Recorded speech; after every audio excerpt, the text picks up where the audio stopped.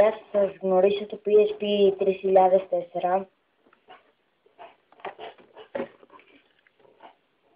Αυτό εδώ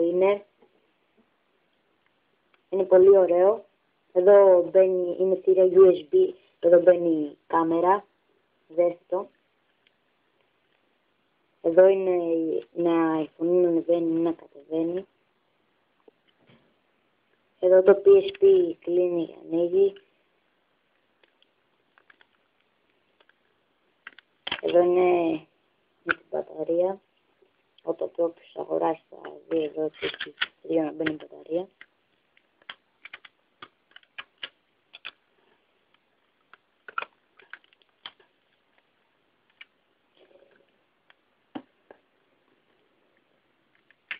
Εδώ πέρα μπαίνει memory card, τα αποθηκεύει όλα.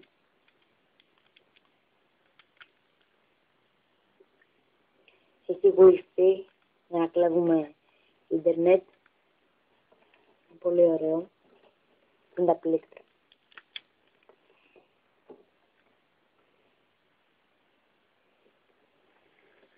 Έχει βίντεο, μουσική, φωτογραφίες.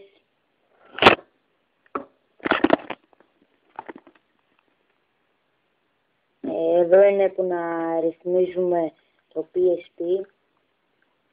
Εδώ είναι προγραμματάκι, εδώ είναι ένα πρόγραμμα που να κατεβάζεις παιχνίδια από το ίντερνετ. Και εδώ είναι το να παίζεις.